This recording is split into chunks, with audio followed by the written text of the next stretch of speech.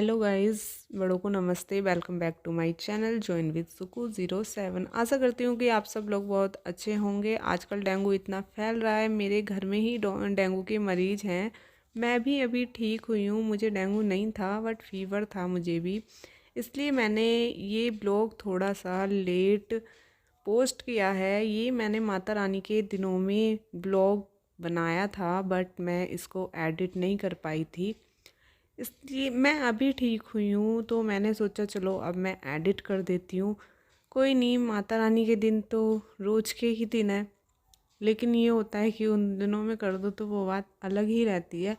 But कोई नहीं, हम प्रसाद भी चढ़ाने गए थे लाल बाग और हम विधि की जीभ भी चढ़ाने गए थे, क्योंकि मेरी लड़की ना बोलती नहीं थी तो हमारे घर के बड़े बूढ़ों ने बोला कि इसकी जीभ बोल दो, तो वही बोली थी हमने, तो उसको हम चढ़ाने के लिए गए थे वहाँ पे।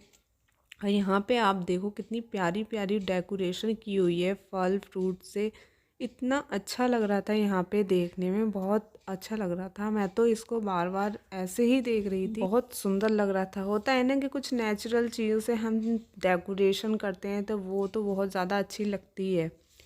तो यहाँ पे जो लोग वाग खड़े थे वो भी यही बोल रहे थे, वाह कितने अच्छे से सजाया है। तो वही मैंने ये सब कैप्चर किया। और यहाँ विधि कहीं जाए अपनी डैडी की गोदी ना आए, ऐसा तो हो ही नहीं सकता। यहाँ पे देखिए मैंने फिर दूसरी साइड से कैप्चर किया ताकि क्लियर आए, बट भीड़ इतनी थी दोनों साइड की मैं कैप्चर नहीं कर पाई। माता रानी के दिन थे तो माता रानी के मंदिर में तो भीड़ बनती ही है। फिर हमने सब मंदिर में एक एक करके दर्शन किए। यहाँ थी भोले बाबा जी की शिवलिंग, तो यहाँ पे भी बहुत भीड़ लगी हुई थी। फिर यहाँ के भी हमें फाइनली दर्शन हो गए बट बहुत देर बाद हुए। और यहाँ पे हम फिर दूसरी साइड जा रहे थे दर्शन के लिए। बहुत बड़ा मंदिर है एक्चुअली।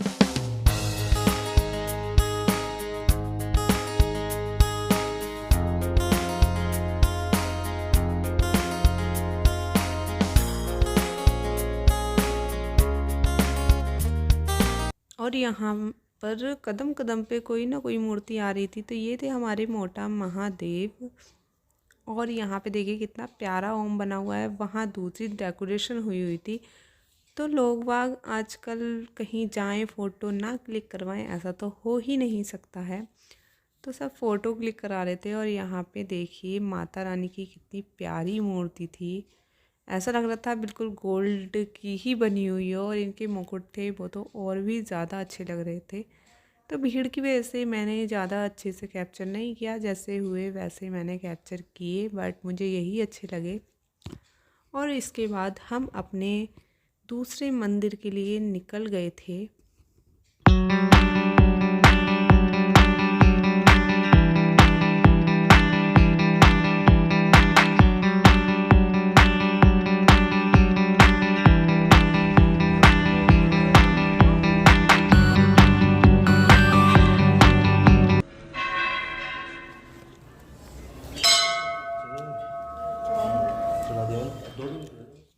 तो आप लोगों का किसी का ऐसा कमेंट आया, उससे पहले मैं आप लोगों को ये बता दूं कि मैं भी पूजा कर रही थी, उसके बाद मैं कैप्चर कर रही थी, इसलिए मेरे हस्बैंड आगे दिखाई दे रहे हैं आप सबको।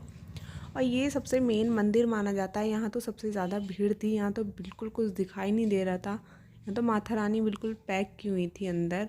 और यहाँ पे शिवलिंग थी, तो एक एक करके सब जगह प्रसाद चढ़ाया। फिर उसके बाद हम अपने घर के लिए निकल रहे थे, तभी विधि को खिलौने दिख गए, तो उसने फिर खिलौने मांगे। तो बच्चा मांगता है तो मना नहीं किया जाता, तो उसको फिर खिलौने दिलाए।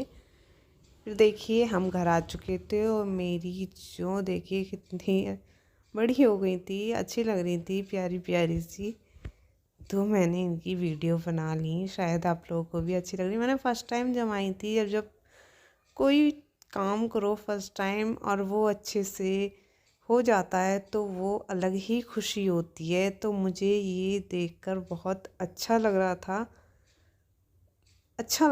मतलब बहुत ज़्यादा। बेटी क्या हो रहा है ये?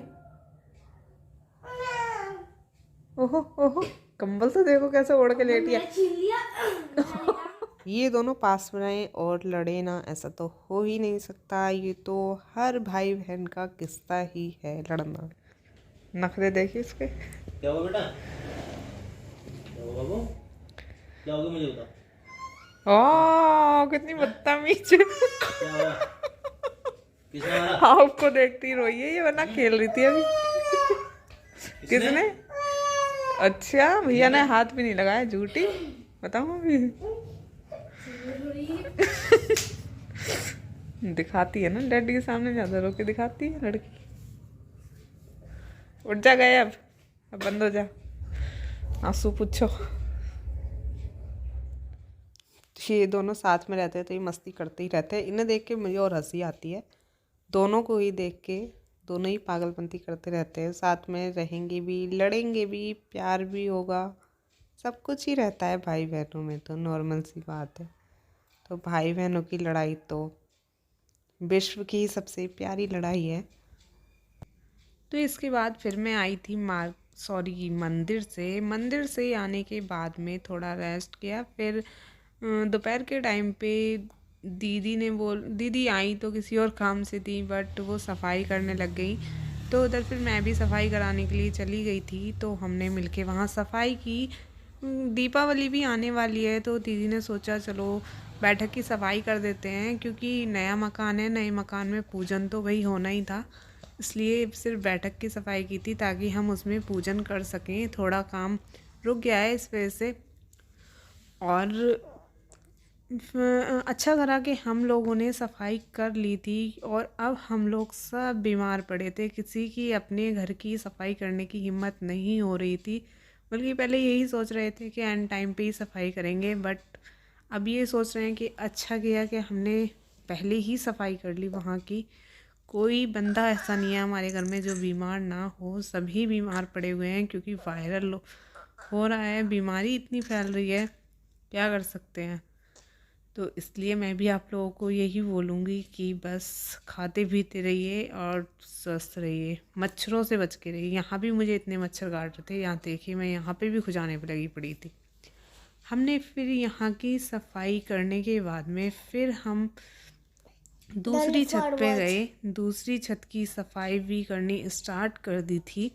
यहाँ देखिए, पहले आप सूर्यांश आएंगे बाय बोलने के लिए, देखिए हाय। अब यहाँ पे हमने सब क्लीन किया, रेता इतना हो गया था, लेंटर खुला था दीदी का तो उससे सारा रेता आ गया था थोड़ा सा इधर, तो वही क्लीन किया। उसके बाद में हमने धुलाई की तीनों ने।